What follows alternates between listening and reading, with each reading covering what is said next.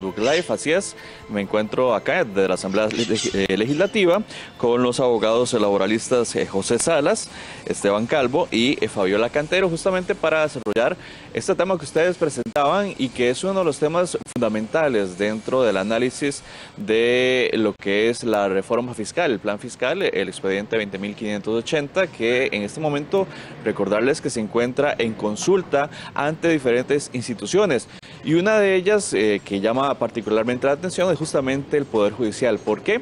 Porque se da una discusión sobre si afecta o no el plan fiscal que se votó en primer debate el pasado viernes al funcionamiento del Poder Judicial, y en este momento se encuentra haciendo ese análisis justamente del Poder Judicial. Pero para ahondar sobre si afecta o no afecta al funcionamiento del Poder Judicial este plan fiscal, ya nos acompañan, como les había dicho, los abogados laboralistas José Salas, Fabiola Cantero y Esteban Calvo. Muchísimas gracias a los tres por acompañarnos y bueno, se nos apareció una nube por allá, así que nos evita el sol por un rato, ojalá que durante el rato que dure la entrevista. Bienvenidos y gracias por acompañarnos. ¿Qué tal si empezamos con doña Fabiola? La pregunta para iniciar es justamente esa: ¿afecta o no afecta al funcionamiento del Poder Judicial este plan fiscal que se votó en primer debate el pasado viernes? Buenos días. Buenos días, muchas gracias a todos. Un honor, un placer compartir con Esteban y con José este espacio.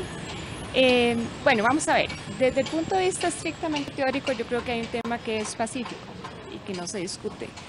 El tercer capítulo del proyecto de fortalecimiento para las de finanzas públicas, el proyecto 20.580, efectivamente tiene un impacto sobre el tema salarial. Es decir, es un capítulo destinado a función pública y desde ese punto de vista el salario, que es lo que tiene impactado ese capítulo, específicamente se menciona el Poder Judicial en ese artículo. Entonces, desde esa perspectiva, tenemos que el tema de la relación laboral con el salario como componente fundamental es tocado por el tema de reforma fiscal, específicamente en el Poder Judicial dentro de los primeros artículos de ese capítulo. Entonces, yo creo que es pacífico que la afectación sobre el componente laboral esencial de la relación se da. Ahora, la discusión no es si tenemos una afectación o no, sino sobre si la afectación es sobre el funcionamiento y la organización del Poder Judicial. Y aquí igual podemos empezar hablando de qué es funcionamiento y qué es organización, ¿verdad? Entonces, el funcionamiento del Poder Judicial está relacionado con el servicio que el Poder Judicial brinda a la sociedad costarricense, es su objetivo principal. Ese servicio se presta o se brinda a través de los funcionarios que lo ejercen, ¿verdad? Y esos funcionarios están vinculados al Poder Judicial a través de una relación laboral donde el salario es un componente fundamental. Entonces, desde el punto de vista del funcionamiento, ¿verdad?, sí habría un impacto de la reforma fiscal sobre el salario de la relación laboral de esos compañeros que prestan ese servicio público. Eso nos da otros escenarios que de repente podemos ahondar más adelante. Y desde el punto de vista de la organización, desde mi perspectiva también, ¿verdad? Porque la Ley Orgánica del Poder Judicial, en sus primeros capítulos, artículos, indica que será la Corte Suprema de Justicia, la Corte Plena, la que establezca cuál es la organización del Poder Judicial como tal. Y esa organización tiene que ver con el número de juzgados, con el tipo de materias, con el número de compañeros que administran justicia, pero también incluye las personas que están dentro del régimen administrativo del Poder Judicial. Entonces, esas personas que también están vinculadas a través de una relación laboral con un salario percibido por esas funciones, ¿verdad?, desde el funcionamiento y desde la organización estarían impactadas en el salario por el tema de la reforma fiscal. Yo creo que teóricamente podemos empezar por ahí y eventualmente discutir o hablar sobre cuáles son los diferentes escenarios que podemos tener. Justamente hay un pronunciamiento, doña Fabiola, don José Salas y don Esteban, sobre el texto anterior a este que se está discutiendo y que se votó en primer debate en el viernes pasado. Hubo un pronunciamiento por parte de Corte Plena el 23 de septiembre, si no me equivoco, el 25, donde ellos hablaban de que sí les afectaba el funcionamiento del Poder Judicial. El problema con este pronunciamiento que hizo la Corte el pasado mes de septiembre es que lo hizo sobre un texto anterior. y actualmente están discutiendo el texto que se aprobó en primer debate acá en plenario. La misma pregunta para don Esteban y posteriormente para don José. Tomando en cuenta esto, ¿podemos decir afecta o no el funcionamiento del Poder Judicial este plan fiscal? Sí, buenos días. Yo igual encantado de estar aquí. Yo comparto lo que nos ha explicado ya Fabiola. Yo creo que efectivamente el componente que tiene este proyecto en materia de empleo público tiene una incidencia directa en el Poder Judicial.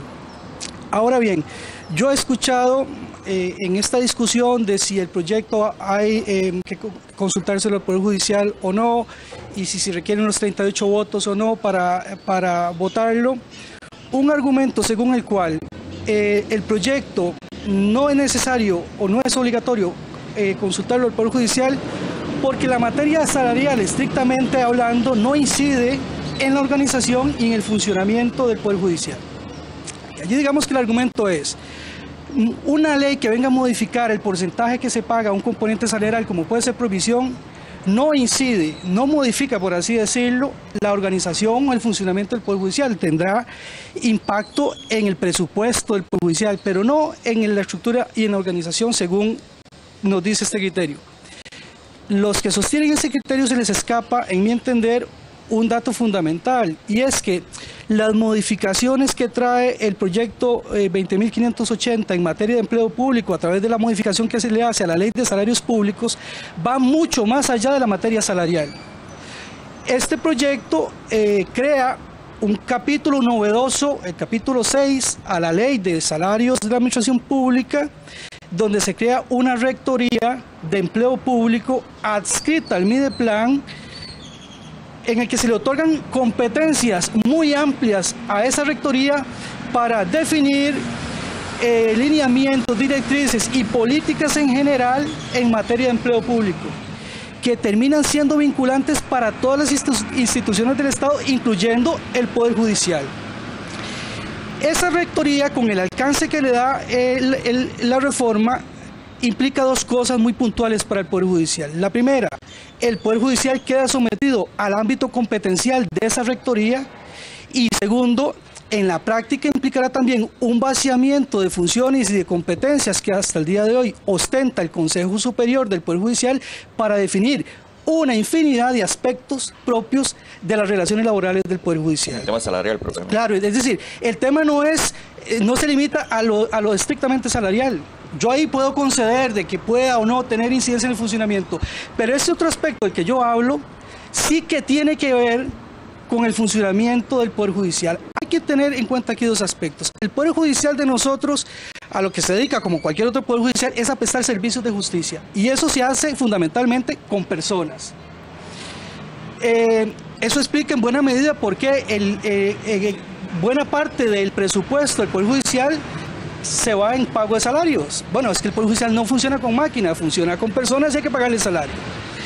El otro aspecto que hay que tener en cuenta es que nuestro Poder Judicial es muy particular, porque es un Poder Judicial muy polifacético al que se le han confiado una serie de servicios que no son estrictamente de la función jurisdiccional. Y eso hace entonces que lo que podríamos llamar el sistema de relaciones laborales propio del Poder Judicial sea complejísimo. Y desde luego es fácil entender que cualquier modificación o regulación que se le haga a ese sistema de relaciones laborales naturalmente va a tener una incidencia muy relevante en el funcionamiento del Poder Judicial, que incluso compromete su autonomía como poder de la República. ¿En qué sentido en específico podríamos decir que meterse en el tema salarial dentro del Poder Judicial puede afectar ese funcionamiento? Repito, el tema salarial porque, bueno, le aplican los topes, modificaciones de salarios y demás, pero yo estoy hablando de ese otro componente que va más allá de lo salarial, que son estas competencias para definir aspectos fundamentales del sistema de relaciones laborales del Poder Judicial. Por ejemplo, cómo se determinan los procesos de selección, cómo se hacen los reclutamientos, cómo se determina, por ejemplo, la carrera administrativa dentro del Poder Judicial, cómo se determinan, por ejemplo, condiciones laborales propiamente dichas de los jueces, a los cuales hay que garantizarles una autonomía también en su función jurisdiccional. Si a mí me tratan de convencer de que estos aspectos no inciden en el funcionamiento esencial del Poder Judicial, yo tendría muchas razones para poner eso en duda. Bueno, justamente, en buena teoría, don José Salas, el tema acá de discusión es el tema de los pluses, el tema de las anualidades. En buena teoría, en eso es donde entra el plan fiscal y no en lo que mencionaba don Esteban. Buenos días, don José. Sí, buenos días. Primero, igual, muy contento de estar acá con mis colegas, don Esteban y Fabiola. Vean, el problema que estamos discutiendo a nivel nacional es exactamente el mismo problema que hemos visto siempre, que si el vaso está lleno o el vaso está medio lleno o medio vacío. Las interpretaciones que se hacen y las que ha hecho Fabiola y las que ha hecho Esteban son muy ricas en su contenido. Ahora, yo quiero dar un aspecto diferente en esa implicación. Además de que soy abogado, también me manejo en el área de recursos humanos. Y entonces, cuando a usted le preguntan, ¿la reforma fiscal impacta directamente con la estructura y el funcionamiento del Poder Judicial? Lo primero que se me viene a mí a la mente, como especialista en recursos humanos, es, ok, ¿cómo se basa la estructura y el funcionamiento de cualquier organización, ya sea pública o privada? Bueno, lo primero que tenemos que tener es un manual de puestos, para empezar. Y ese manual de puestos es el que me va a dar el perfil de la persona, es el que me va a dar la idoneidad de los candidatos para aspirar a un puesto.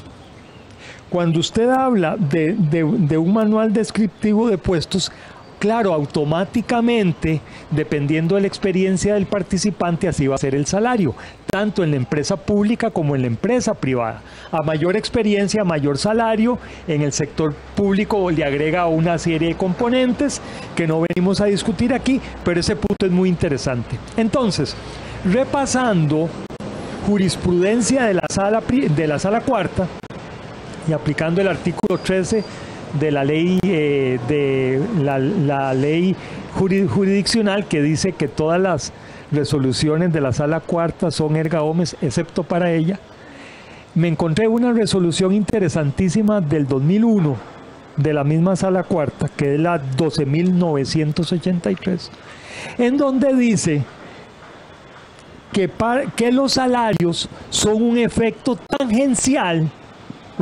tangencial de los puestos.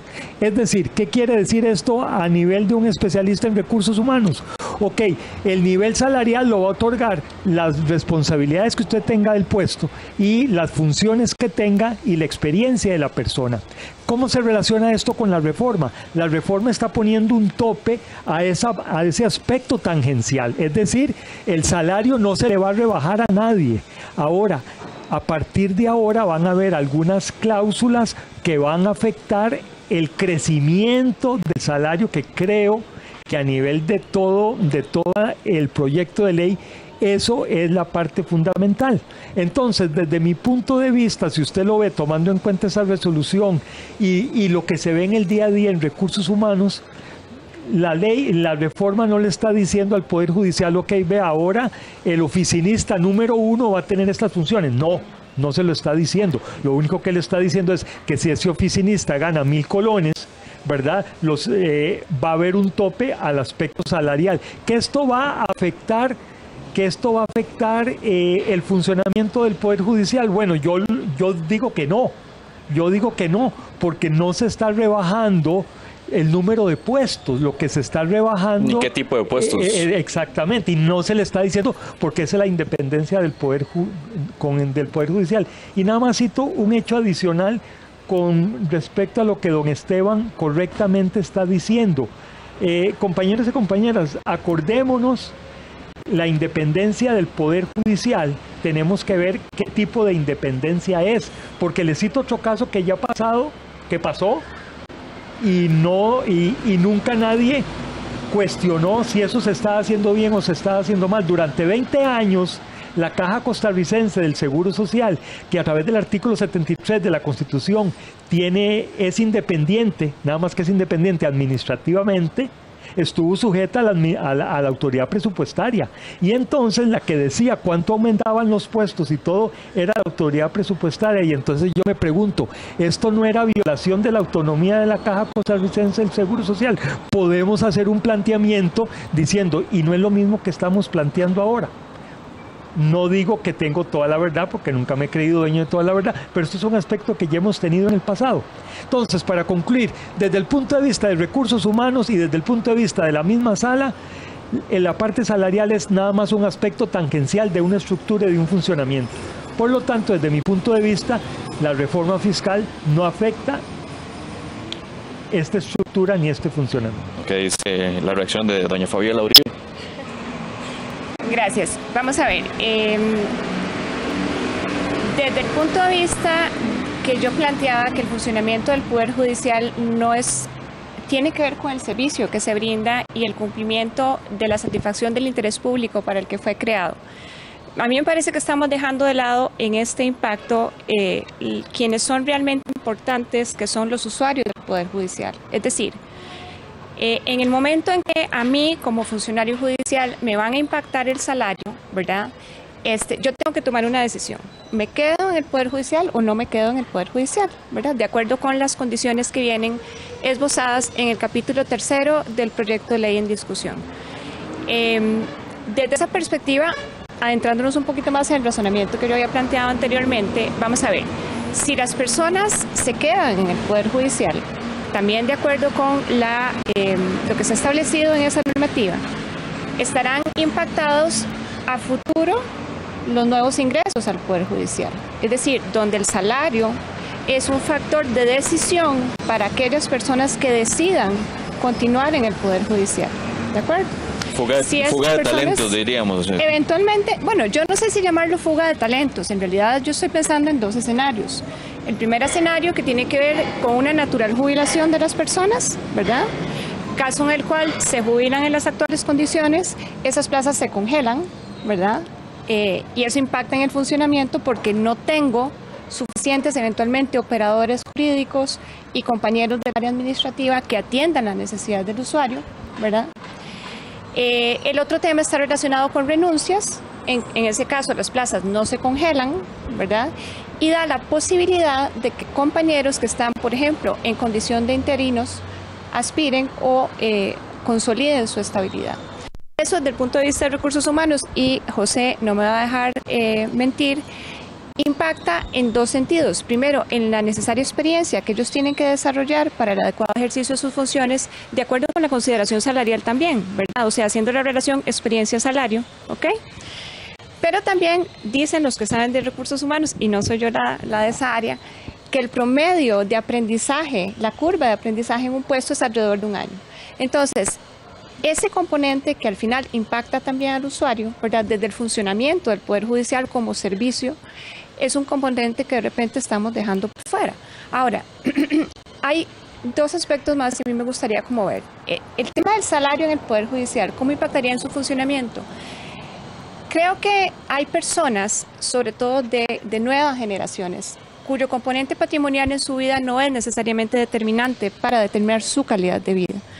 Entonces, podríamos tener compañeros que decidan entrar al Poder Judicial porque más allá de su salario, ¿verdad?, le brinda otra serie de ventajas de acuerdo con su proyecto de vida.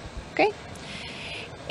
Otro tema que se relaciona con el tema salarial es, y hablando de la fuga de talentos, ahí sí lo podemos plantear ahí, de acuerdo con el estado de la justicia del año pasado, la mayoría, y voy a centrarme en las categorías de jueces porque esa es la que se revela en el estado de la justicia, la mayoría de los jueces están ubicados en categoría 4.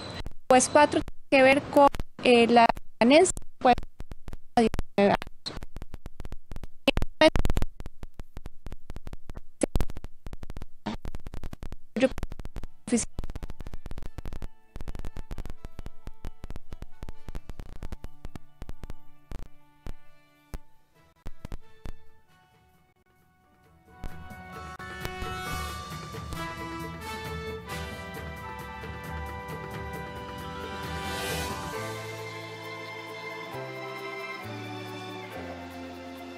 Bien, pedimos disculpas por los problemas que estamos presentando técnicos en este momento. En un momento regresaremos con nuestro compañero César Barrantes para ampliar la información y continuar con la entrevista. Sí, inmediatamente continuamos con más información y es que el cuarto premio del acumulado de la Junta de Protección Social salió este martes 9 de octubre y fue vendido por una familia en San Carlos. Veamos. El nuevo acumulado iniciará este viernes con una base de 400 millones de colones y por cada bolita en blanco se le adicionan 10 millones de colones en los sorteos populares y 20 millones de colones en el sorteo nacional. Salió anoche con la serie 770 y el número 84. Este gran acumulado histórico de la institución fue vendido en el cantón de San Carlos. Importante decir que ese premio se distribuía entre 10 fracciones por haber tenido un sorteo de 5 fracciones. Estamos hablando que por fracción son 139 millones de colones. Además, la cantidad de bolitas se redujo de 75 a 50 y existirá una serie de premios extra en otra esfera. Vamos a tener mucho más ganadores en cada sorteo, posiblemente podamos tener más ganadores porque como pudieron ver tenemos premios muy interesantes que van desde los 2,5 millones hasta los 40 millones de colones, hasta los 50 millones de colones. Entonces en cualquiera de esos 50 sorteos pueden salir esas bolitas si no sale antes el del acumulado. Un día después del sorteo, la Junta informó que nadie ha cambiado una sola fracción del acumulado. El vendedor dijo que no recuerda si vendió los 2 enteros a una sola persona o fraccionado. Recordemos que este martes el acumulado entregó 1.390 millones de colones. Según los expertos, las condiciones del volcán Poás son estables. Si estas condiciones se mantienen, el Parque Nacional puede continuar abierto al público. El aumento en la actividad sísmica y de los niveles de gases en el mirador principal del volcán Poás hizo que los guardaparques activaran los protocolos de prevención, entre esos el cierre del parque durante parte del lunes y todo este martes. El día lunes, abrimos al ser las 7 de la mañana, como es normal, ¿verdad? Los horarios de nosotros. Al llegar aquí, nosotros hacemos una inspección previa al ingreso de los visitantes y vimos que había gasificación. Entonces dimos un tiempo, bajó, subieron los turistas de las 7:20. Cuando ellos estaban aquí, volvió a subir la gasificación a un nivel considerado después de 4. Entonces procedimos a entregarles mascarillas con todo el protocolo, ¿verdad? Como vimos que seguía subiendo, inmediatamente evacuamos. Según el vulcanólogo de la Red Sismológica Nacional, Guillermo Alvarado, las condiciones se mantienen estables y tras la valoración que hicieron este martes, se determinó que aún se puede mantener abierto al público. Lo que se aumentó fue nada más la sismicidad, un poquito la cantidad de gases. Sin embargo, la temperatura y no ha habido ninguna erupción, no ha habido ninguna manifestación en el lago caliente, tampoco en la laguna Botos, nada fuera de lo normal. Y entonces a raíz de eso, pues después de meditar un poco, entre los diferentes grupos se decidió que si las condiciones prevalecían hoy, se podía abrir. Este es el equipo que tienen los guardaparques en el mirador. Les advierte cuando los niveles de gases comienzan a subir. Esta fue la imagen que lograron llevarse un grupo de turistas de Puerto Rico que visitan el país y que este miércoles conocieron el volcán. Como parte de las medidas de seguridad, la Cruz Roja también se mantiene en el parque y hoy atendieron a uno de esos turistas que necesitó un poco de oxígeno. Me parece espectacular, nosotros no tenemos volcanes allá, así que es algo, por lo menos para mí es mi primera vez aquí, así que es totalmente nuevo para mí, es bello. ¿Tienes conocimiento que el volcán es un volcán activo y hay protocolos de seguridad? Sí, y el caballero al principio del recorrido pues nos hizo las advertencias de rigor, así que sí, pero sabíamos que es un volcán activo. Sí. ¿Cómo se siente visitar un volcán de este tipo, que está activo y con ese tipo de medidas de seguridad? Pues se siente algo hasta emocionante. Nosotros veníamos hablando y dice, ¿tú te imaginas que tengan que activar el protocolo y nos tengamos que meter en alguna de las áreas de seguridad? Pero no, es como una aventura. Bueno, pues básicamente para nosotros, como dijo mi compañera, es una aventura. Sí nos dieron unas instrucciones y un seguimiento a tomar en consideración si el volcán en algún momento se activa. Pero sí, es un fenómeno increíble, impresionante. En Puerto Rico no tenemos este tipo de paisaje, naturaleza, así que definitivamente es una tremenda experiencia estar aquí. El volcán Poás abrió nuevamente sus puertas al público tras un año de permanecer cerrado. 7:41 de la mañana y continuamos con más. El presupuesto del Ministerio de Seguridad no muestra crecimiento con respecto al del 2018. El año y 4 meses que estuvo cerrado el volcán Poás puso en riesgo muchos de los negocios que lo rodean. Incluso algunos no lo soportaron y tuvieron que cerrar. Este martes no abrieron el parque a los turistas por el aumento de las condiciones de la actividad y causó preocupación en el grupo de comerciantes.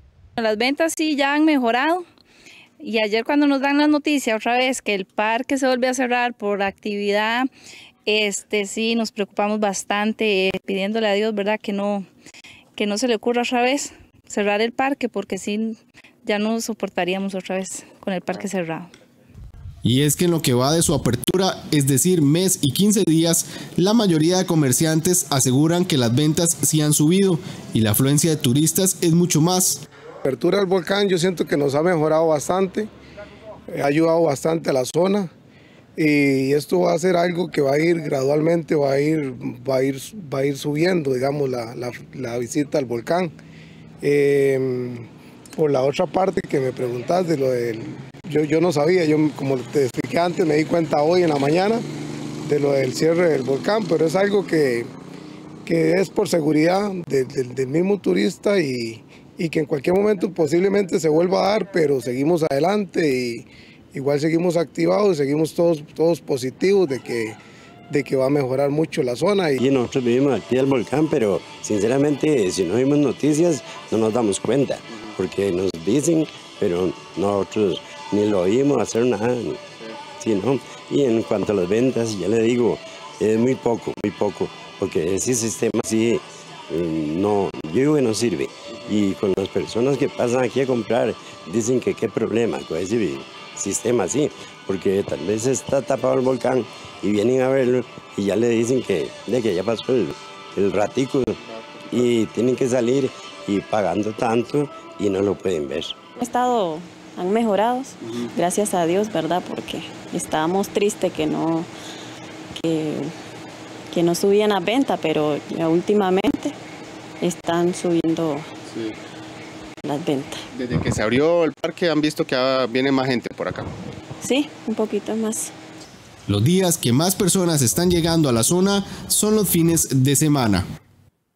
Los expertos aseguran que de mantenerse las condiciones estables como se encuentran en este momento, podrá seguir abierto.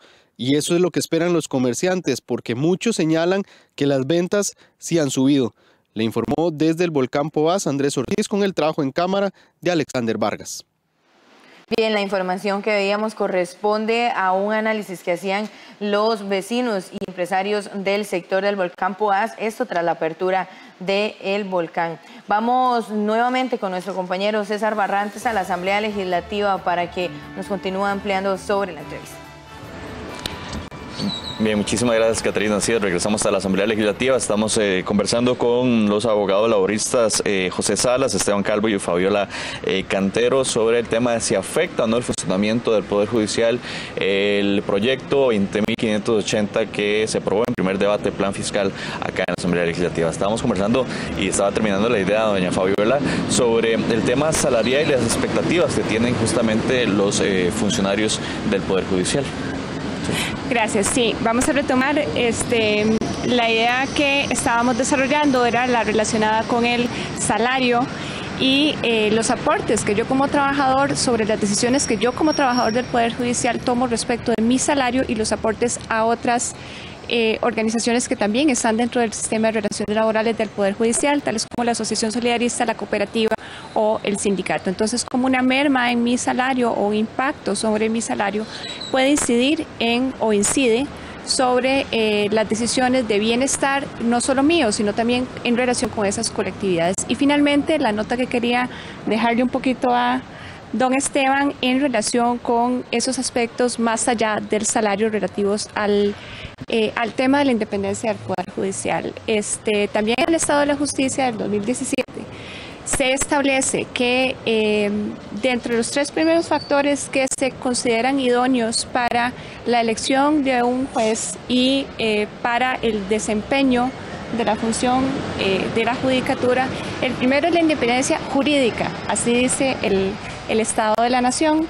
Y el tercero es la ética y la transparencia. Entonces el tema de corrupción y el tema de independencia del Poder Judicial se insertan dentro del tema salarial en dos vías. El primero en relación con la corrupción bajo el esquema de la argumentación, digamos, tradicional respecto de que a menor salario, mayor vulnerabilidad y a mayor vulnerabilidad, mayor posibilidad de corrupción en un poder que es fundamental en el Estado costarricense, bueno, en cualquier democracia, pero digamos para nosotros que es uno de los bastiones de la institucionalidad costarricense, con argumentos de tipo, si el juez, por ejemplo, de narcotráfico no está lo suficientemente blindado, entonces está más expuesto a poder ser tentado por temas de corrupción o incluso amenazado en el desempeño de sus funciones y no tener los medios suficientes desde el punto de vista estrictamente patrimonial relacionados con su salario para optar por una adecuada defensa de ese interés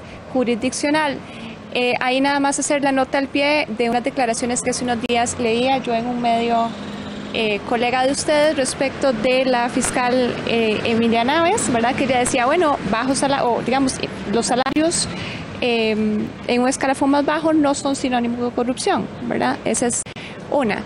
Y la otra, con el tema de la independencia del Poder Judicial, aquí sí hacerle un pase a José en relación con lo que él decía, que efectivamente los primeros artículos de la Ley Orgánica del Poder Judicial indican que, al igual que las universidades, el Poder Judicial no es una república independiente en relación con la aplicación de la legislación nacional. Entonces, con eso yo querría como cerrar un poco la intervención y ver qué van a decir los compañeros. Don Esteban Calvo.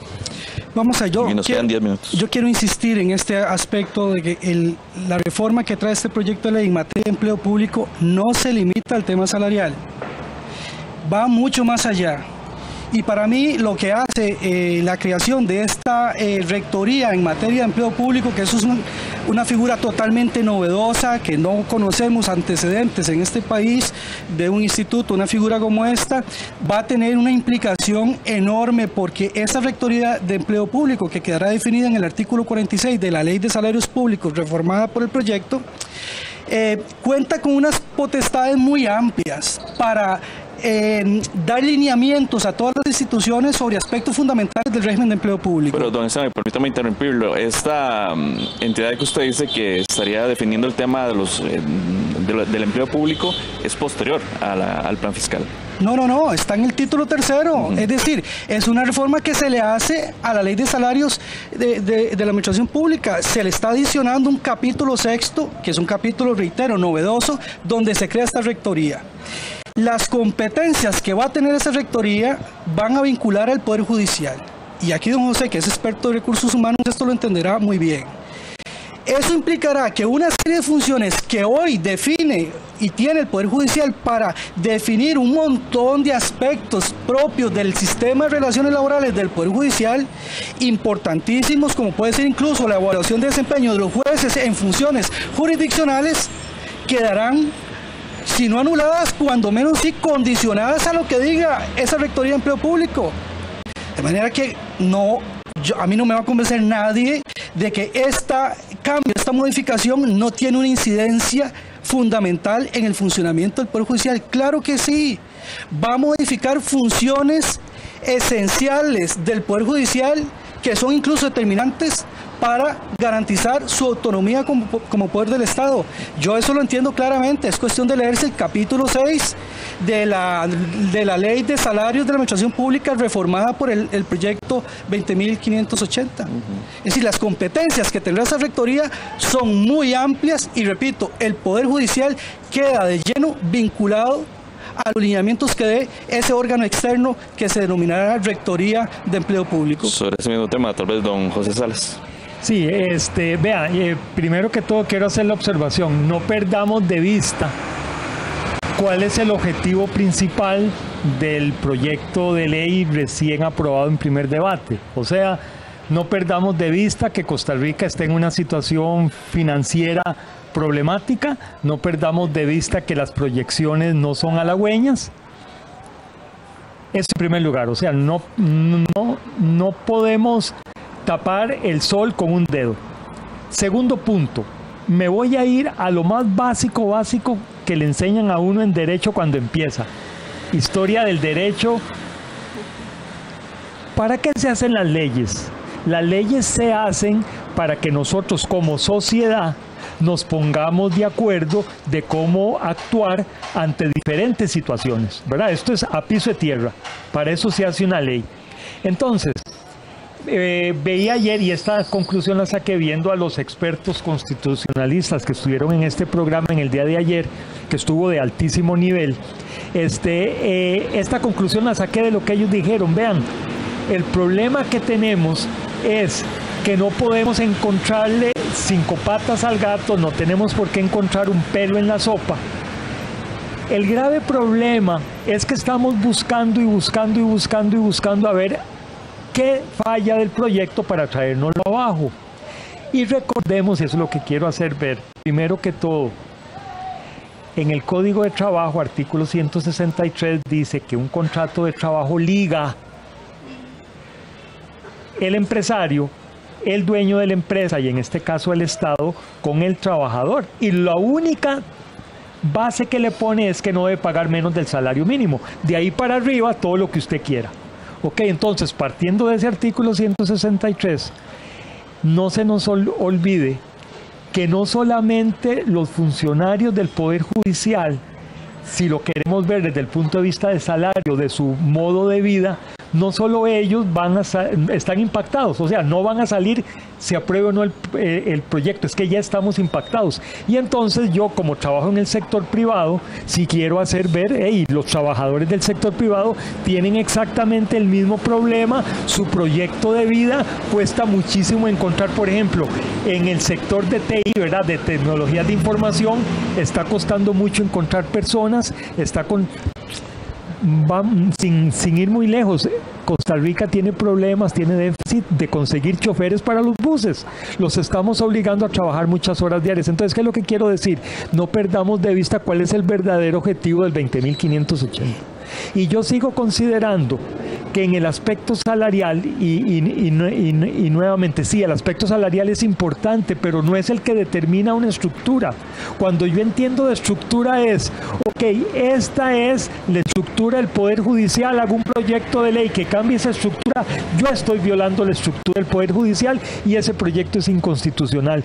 Pero donde el objetivo principal es ver cómo nos ponemos de acuerdo todos con partir el dinero, entonces ya no debemos de irnos tan abajo, de que yo no voy a poder echar una limosna en la iglesia el fin de semana, porque entonces ya ahora, como no gano lo que ganaba antes, de la que sale sonando en la iglesia, ¿verdad? Entonces, este punto de vista, los argumentos que pone Fabiola, el punto que don Esteban está diciendo sobre la injerencia, no necesariamente yo los comparto, sin embargo es muy bueno que los saquemos, porque es de lo que esa es la discusión de altura que necesitamos.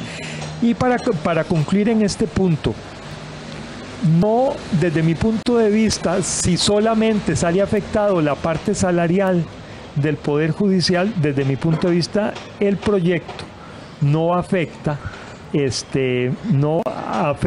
esa estructura. Y además, uniéndome a lo que dijo uno de los 3 panelistas de ayer, y hay otra resolución de la misma sala del 2014 donde considera que el aspecto salarial no es el aspecto primordial cuando se trata de una estructura organizacional. Bien, nos quedan 3 minutos, tal vez 1 minuto cada uno para hacer ya una conclusión. Desgraciadamente pues, se nos ha acabado el tiempo, así es televisión, y tuvimos además una situación técnica ahí, pero bueno, tras a modo de cierre, 1 minuto, Fabiola Uribe. Gracias. Vamos a ver, uno, yo insisto en que es pacíficamente aceptado porque es un tema ya de norma que vamos a tener un impacto en la función pública a través del capítulo 3 del proyecto en discusión, y que ese impacto es estrictamente patrimonial desde ese enfoque del proyecto. El Poder Judicial está inmerso dentro del proyecto específicamente mencionado, por lo tanto va a haber un impacto sobre su salario. O el salario de los funcionarios del Poder Judicial. Ese impacto incidirá sobre el funcionamiento y la organización desde los planteamientos que yo estoy haciendo, que son de servicio, de relación de sistemas de relaciones laborales, de usuario y de decisiones de vida de los compañeros que están ahí. El salario, vamos a ver, la definición tradicional de salario es estrictamente patrimonial. con todo el cariño del mundo, esa es una definición trasnochada. El salario en este momento abarca cosas, es mucho más amplia la definición que el tema estrictamente patrimonial, pero en este caso estamos hablando de un proyecto de ley que va a incidir sobre lo patrimonial. Se están dejando por fuera elementos y aspectos que sí son de la realidad del funcionamiento y la organización del Poder Judicial, que están vinculados al salario como componentes de la relación laboral en este sentido amplio. Esteban. Vamos a ver, yo creo que el punto medular que nos ha convocado a este espacio es discutir si este proyecto de ley tiene incidencia en el Poder Judicial a efectos de dilucidar ese otro aspecto fundamental de proceso o procedimiento legislativo para determinar si el proyecto cuenta o no con 38 votos. Digamos que ese es el tema que nos han invitado a discutir.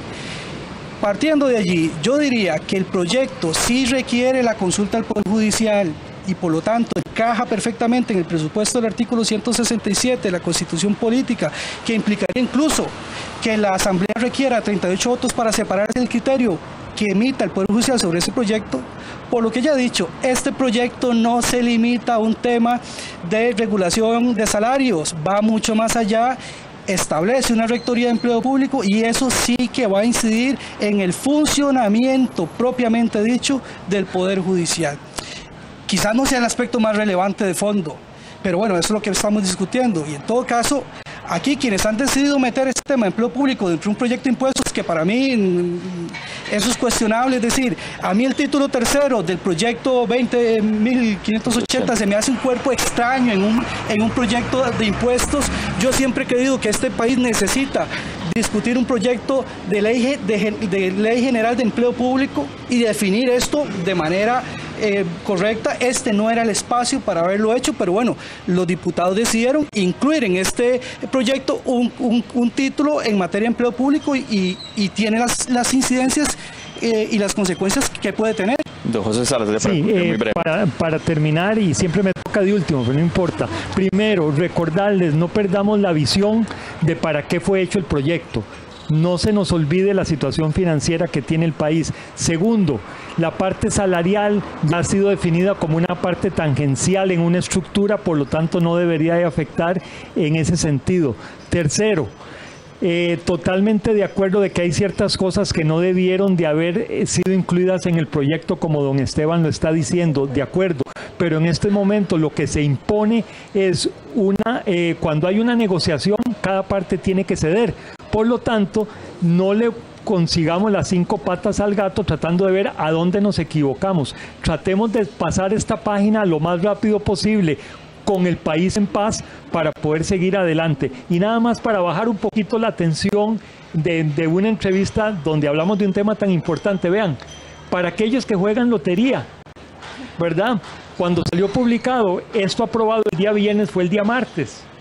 La Gaceta tenía 84 páginas y el número que salió fue el 84. Así que cuando este proyecto se apruebe, vaya a ver el número de páginas de la Gaceta y compre ese número. Y si tiene más de 100, entonces vea en qué número de páginas salió el decreto debidamente aprobado. Muchas gracias. Muchísimas gracias, don José Salas, Esteban Calvo y Fabiola Cantero, los 3 abogados laboristas. Gracias a ustedes también por su atención. Volvemos al estudio con más información.